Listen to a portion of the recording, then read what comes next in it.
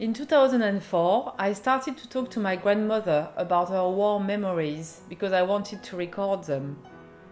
The way I wanted to do it was by going through the family album, and one of the first pictures I found in the album was an image of my grandfather's pharmacy, and it was in a prefab. So I said to my grandmother, "What's that?" And she said, "Oh, we had a prefab." I found it interesting because I saw a connection with the work I was doing at the time, and which I'm still actually doing, photographing prefabs in the UK.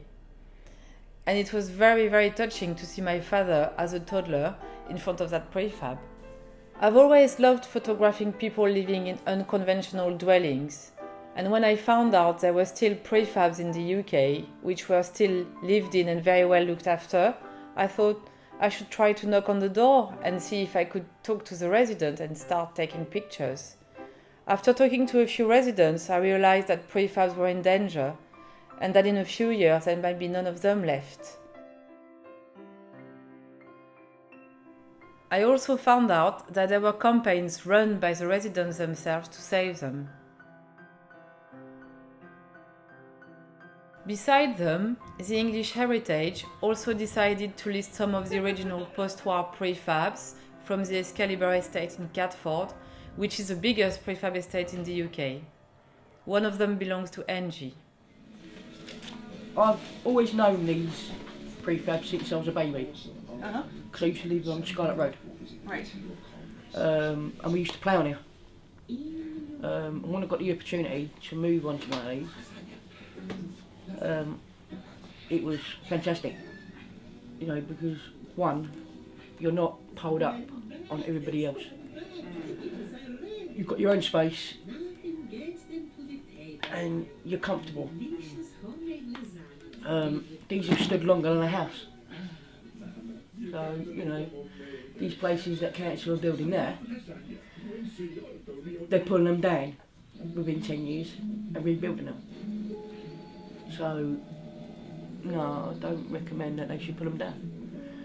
You know, I love my prefab. I'd do anything to keep my prefab, but I have, because my one's listed. Yes. How long have you lived here? I've lived here 9 years. And this was an area that was really heavily bombed during the war. It's one of the third most bombed boroughs in London. There was a great need for housing after the war. And the Excalibur estate was one of the ways that Lewisham responded to that need. And this is one of the largest surviving designed prefab estates in the country. The first attack must evidently be made upon houses which are damaged, but which can be reconditioned into proper dwellings. The second attack on the housing problem will be made by what are called the prefabricated or emergency houses. On this, the Minister of Works, Lord Portal, is working wonders. I hope we may make up to 500,000 of these, and for this purpose not only plans but actual preparations are being made during the war on a nationwide scale. When I came back home in June 46, my wife had this letter from the London County Council telling her that there was a 2-bedroom property available in Catford. She was living in one room with my 2 children then. I hadn't seen the second one, he was born when I was away, so we caught the train to Catford Bridge and a bus from there. We had to show this permit to somebody at the gate to let us into this site, and there were bulldozers up and down, there were lorries there were men with picks that were working, there were stuff in the roads, cupboards, all manner of things. They were putting stuff in. We were the third one to go in. My wife opened that door and looked and said, "What a lovely big hall. We can get the pram in here." Then we saw a toilet. An inside toilet in 1946 was unknown. You had to be very, very posh. Then a bathroom. To see a bathroom inside, I'd been used to queuing up at the municipal baths, not what I'd been used to, and the toilet in the garden, and the shed, no bath. They are, in my opinion, far superior to the ordinary cottage as it exists today. Not only have they excellent baths, gas or electric kitchenettes and refrigerators, but their walls carry fitted furniture, chests of drawers, hanging cupboards, and tables which today would cost £80 to buy. Moreover, for the rest of the furniture, standard articles will be provided and mass-produced, so that no heavy capital charge will fall upon the young couples or others who may become tenants of the houses. The folding table. Yes, that's where it used to be. That's what it used to be, yeah. And there's a little catch there. Yeah, I remember. Yeah, that's right. That used to be a refrigerator. Yes, yeah. When I was in Devon, turned the tank manufacturing factories into factories that manufactured the prefabricated parts for these houses. Oh, yeah. And so it was literally swords being beaten into plowshares. Yeah. The tank factories and some of the aircraft factories started manufacturing the parts for these houses. Well, they should do it again and create a lot of jobs. Oh, it's Elisabeth. Come in. Elisabeth with the camera. Hello. It's as big as you are. Come in. Well, this is the front room, as I call it. Yeah. All my old bits and pieces. They're as old as I am, or nearly. All the stuff in here is second hand, you know. Nothing new in here. Yes, it's very nice. There's plenty of light. So you still have the original windows? Yeah. Yeah, they're all original. There was originally a cupboard there where the door is, but it wasn't there when I came. It's been taken out, and the door moved from there to the right a bit. More convenient. You lost a bit of cupboard space, of course, but made easy in and out to the kitchen. And it's a nice big kitchen too. I mean, it's I like a kitchen you can sit in and have your meals, and you can in this one. See? Nice, isn't it? That's my bedroom. And my collection of old radios, of course. Oh dear. Hobby repairing those. They've all been repaired. Shall we have a look at the other room? Yes. I've got another bedroom, which I need because if I'm confined to bed, my daughter will come down on my son and look after me, which has happened several times. And that's where they'll sleep. Factories have been assigned. The necessary setup is being made ready. Materials are being earmarked as far as possible. The most convenient sites will be chosen. The whole business is to be treated as a military evolution, handled by the government, with private industry harnessed to its service. And I have every hope and a firm resolve that several 100,000 of our young men will be able to marry several 100,000 of our young women and make their own 4-year plan.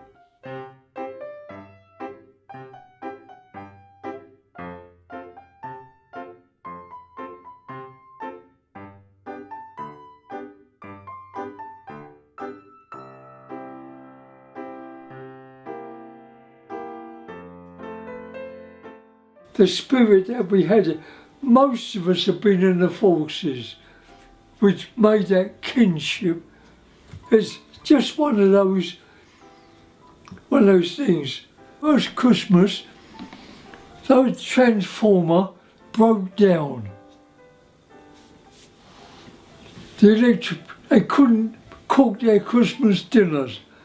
We said, bring your turkeys to us, those or chickens, whatever you want.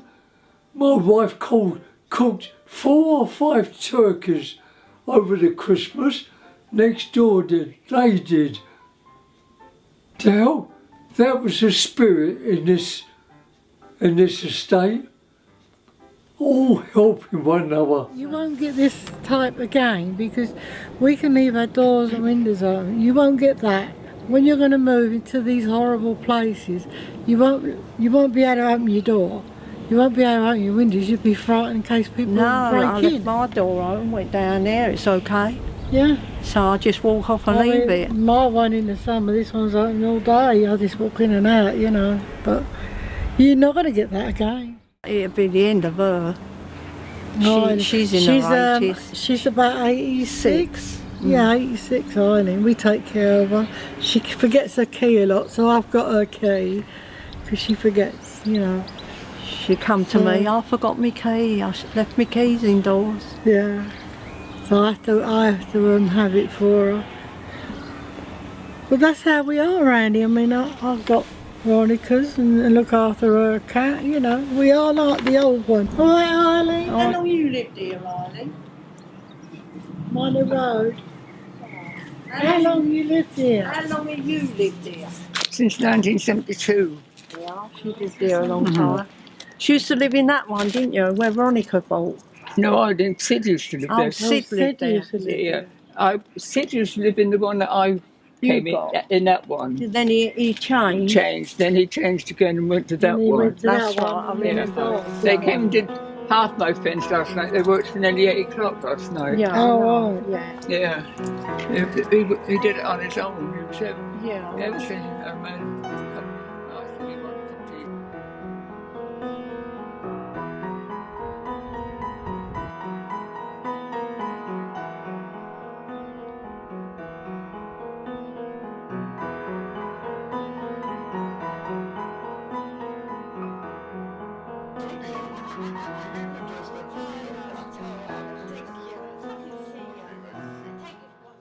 The thing about prefabs is they are open. They face each other. Yeah. There's always somebody at the back. And so you can't be isolated in a prefab. It is your home, your castle, but you can't really be isolated. Yeah. And because they're so distinctive and found in their mainly 100 or 200, then the automatic assumption of prefabricated housing development being a community ready built is very obvious indeed. All these emergency houses will be publicly owned, and it will not rest with any individual tenant to keep them in being after they have served their purpose of tiding over the return of the fighting men and after permanent dwellings are available. There's my little note where my granddaughter's called in and I wasn't in together, you see, so, yep. That's my back room, my plant room, I call it, yeah. It's that they sleep here when they put the bed down, you see. That's my other room. The fan, because it gets too hot in here overnight. Yeah. And it's my bedroom. Yeah, I'm not worried about anybody coming in my house. Look, it's my bedroom. Yeah. So.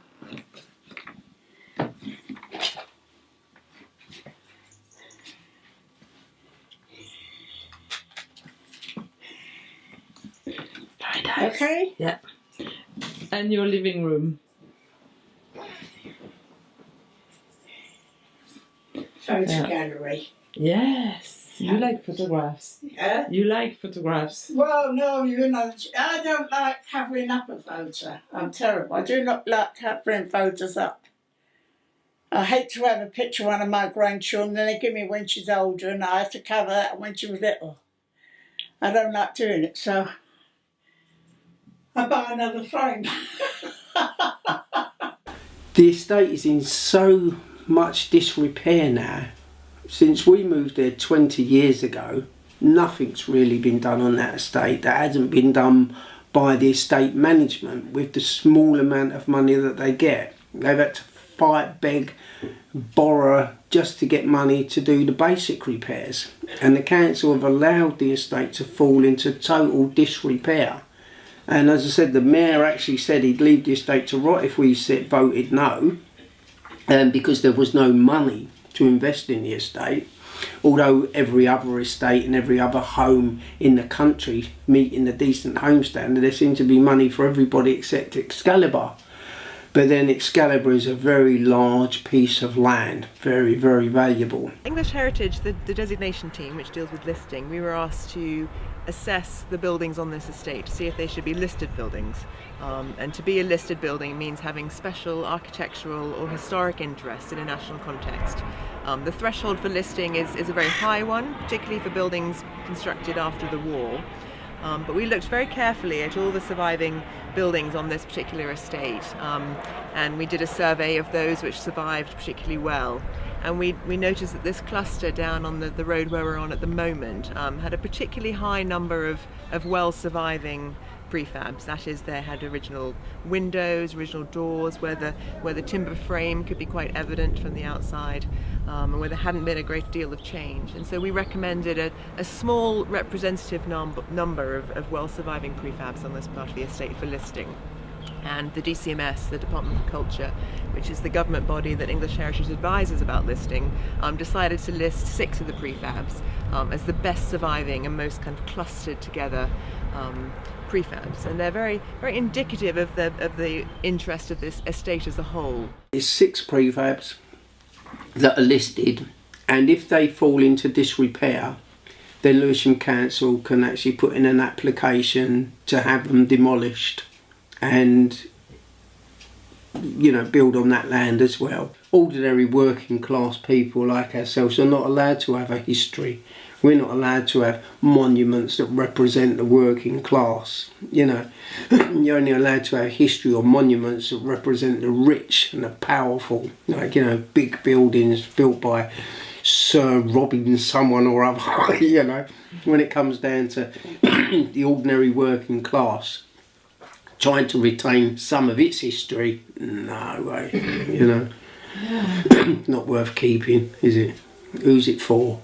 Poor people. It's all farmland when I knew it. That's basically all. It's before the war. I was 14 when I moved into Battersby Road. Yes. And this was all farmland. I'm not moving. I'm 93 now. I love it. That's great. Well, I mean, I might not be around, but I think I've got about another 4 years before they start wanting to pull my place down. I'm tired and I want to go to bed. I had a little drink about an hour ago, and it's gone right through my head. No matter where I roam, over land or sea or foam, you will always hear me singing this song. Show me the way to go home. Boom, boom, boom. Right.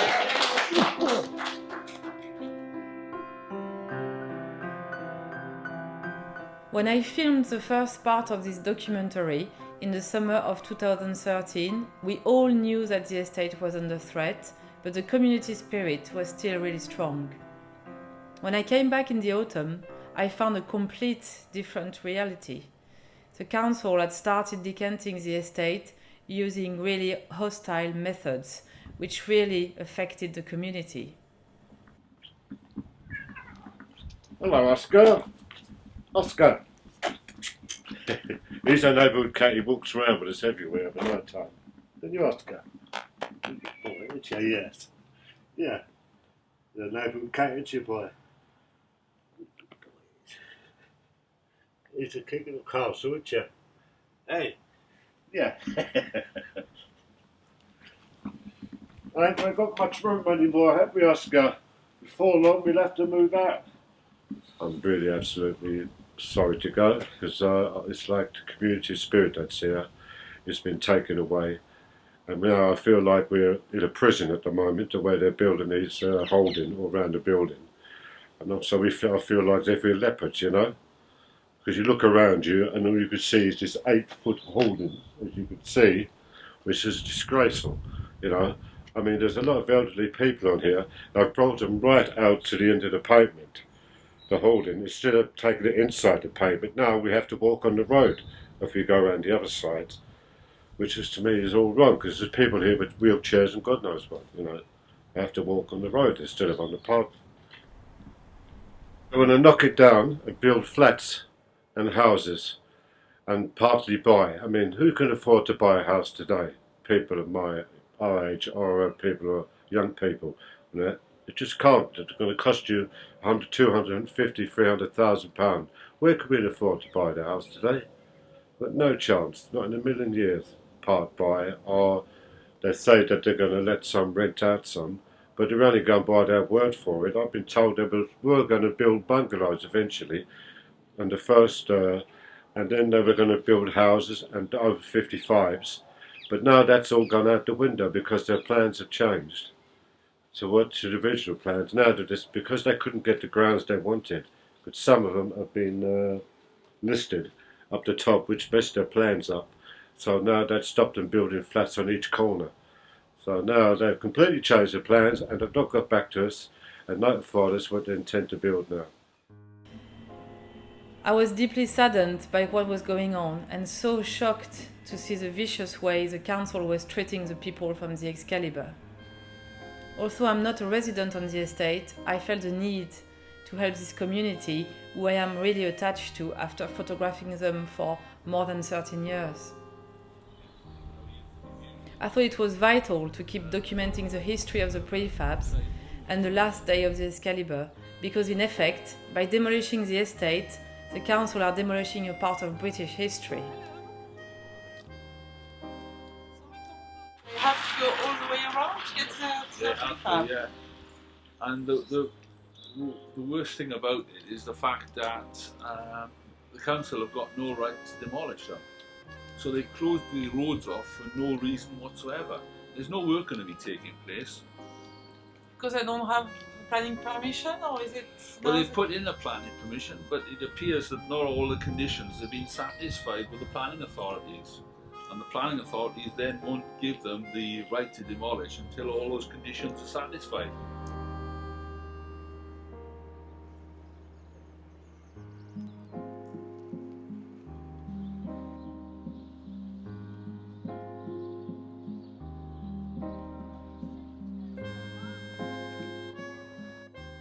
Like Eddie, I mean, he's 93 now, and for him it must be kind of unsafe.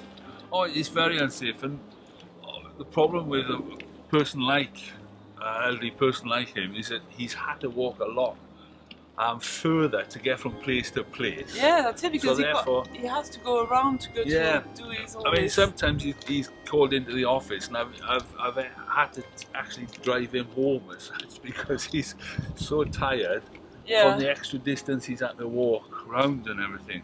Yeah.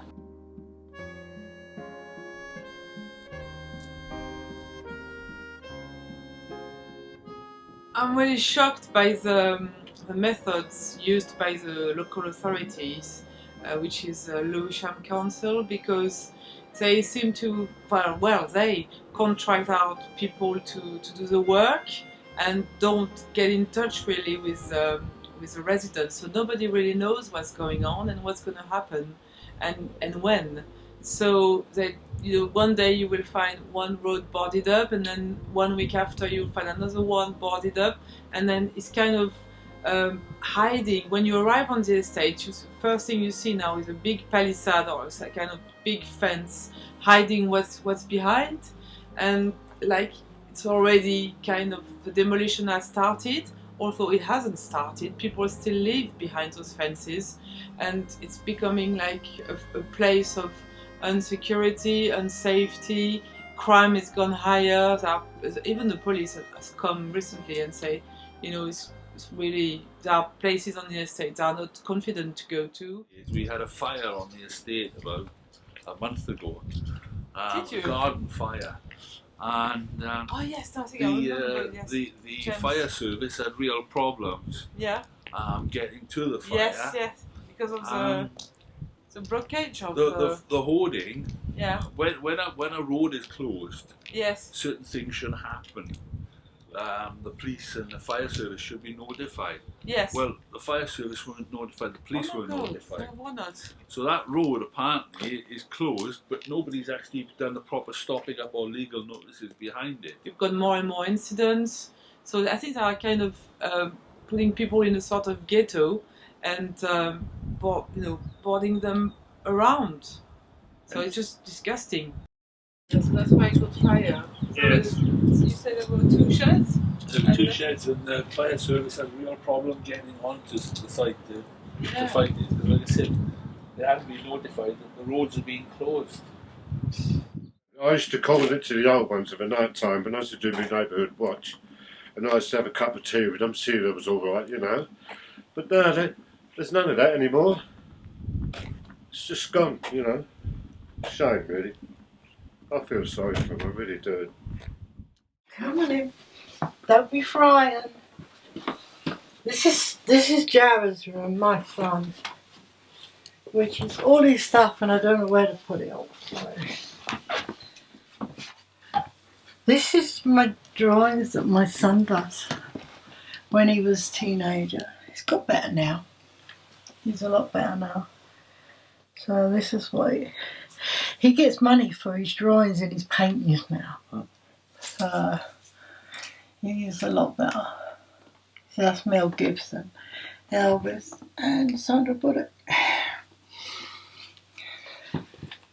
This is the map of Scotland because we're Scottish. And we've come from about pick lottery around here somewhere. Jared found it in a boot market for a £5. And we're the Robinson clan, so we're somewhere up here. Somewhere down there. It's up there.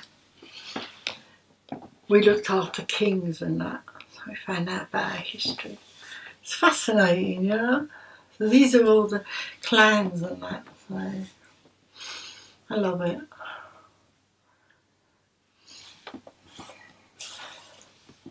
That's my biggest thing I got. And these are just old ornaments and stuff. We don't get approached yet.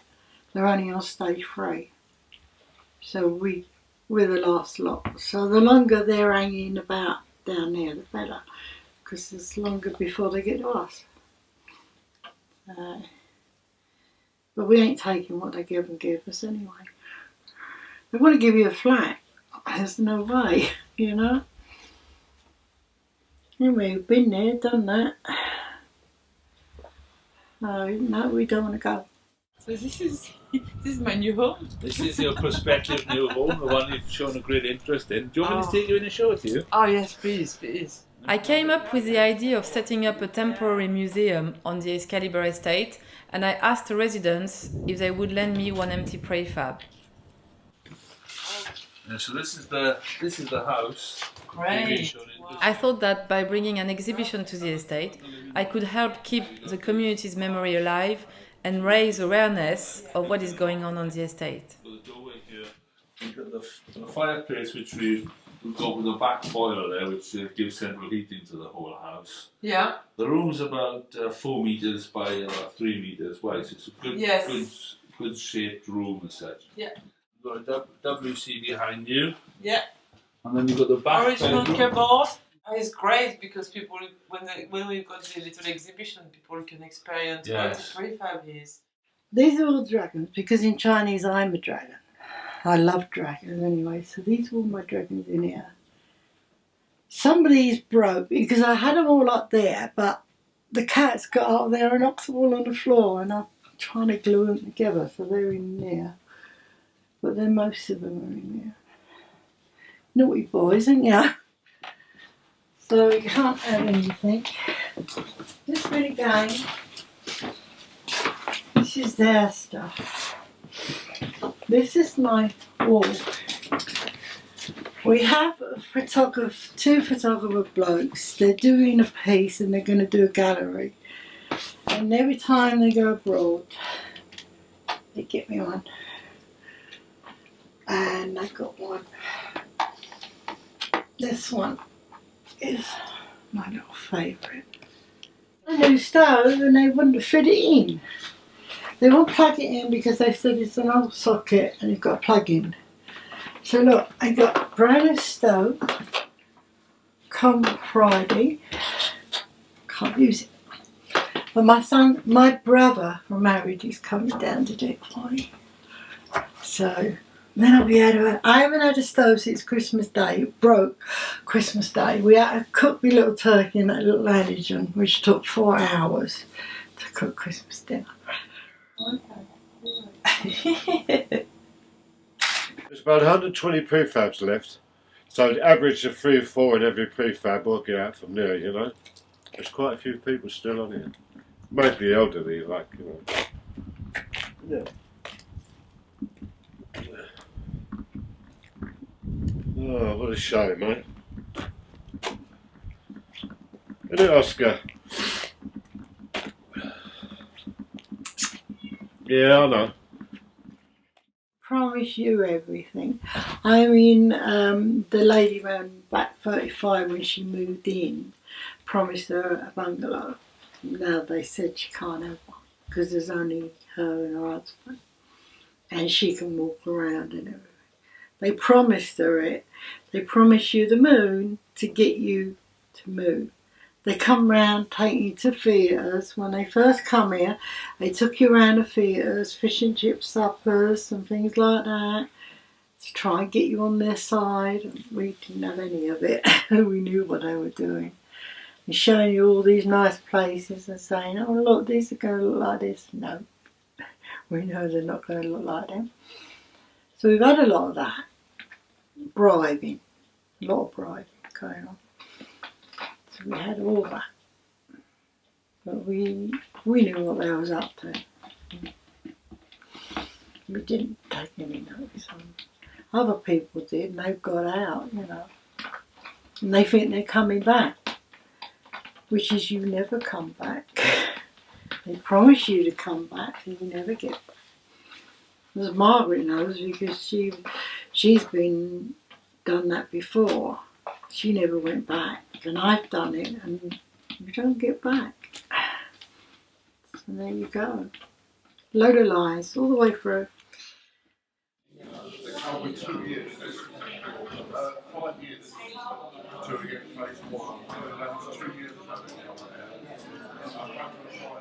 Well, the situation we're having at the moment is we're following the complaints procedure and the terms of the contract we have with the council. And basically what's happened is that the council have, quite honestly, have refused to follow the process.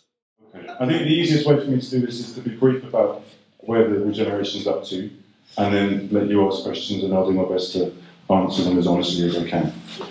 Where we are is that, as you all know, it's taken a lot longer than we wanted to get to where we are right now. At the moment, we still don't have anything coming out of the ground, and that's not good because obviously you may want to see what was voted for actually happening on that site that's been hoarded.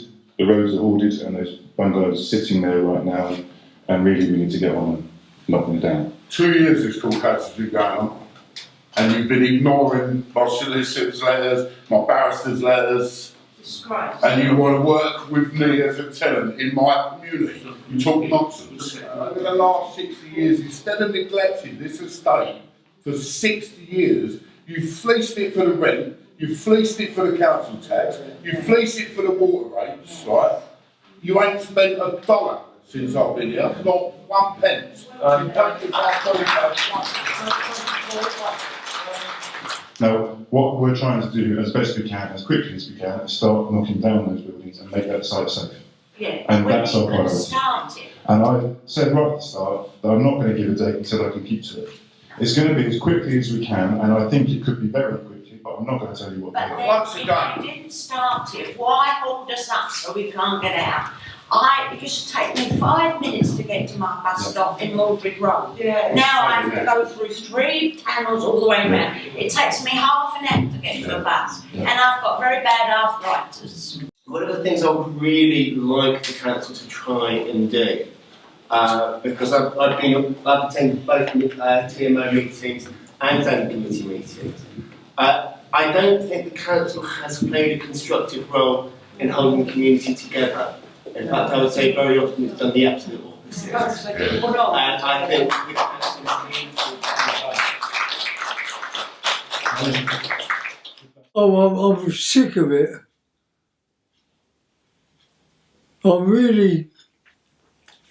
I hate to think about it.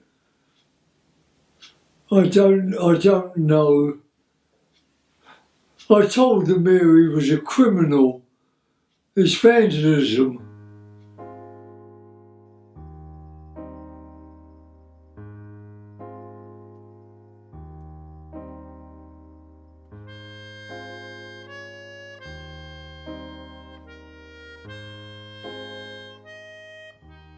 Well, we've just opened the Prefab Museum, and basically it's a little museum in a prefab, in a real one. So we were very lucky, I was very lucky to get the tenants management organization to lend me a prefab for 1 month. And then we've recreated the atmosphere of a prefab from the late 40s, and I invited some photographers, filmmakers, artists to display their work about prefabs, and I've got also a few of my pictures and film, and so it's a prefab celebration.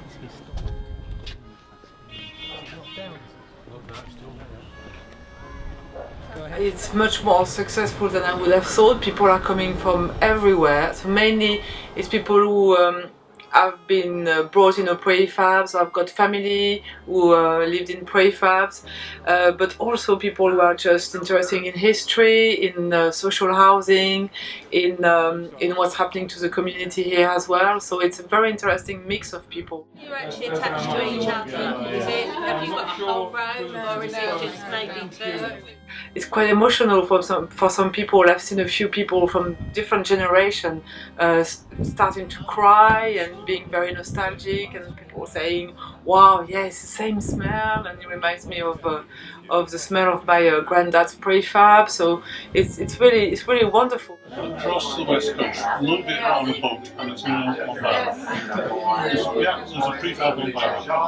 Sure, your grandmother used to live here. Yeah, she lived here ages, probably about 12 years. Before that she lived just over the other side of the road. And did she like your prefab? Yeah, she loved it. Pretty much as soon as she moved in, it was small but spacious. She didn't feel lonely.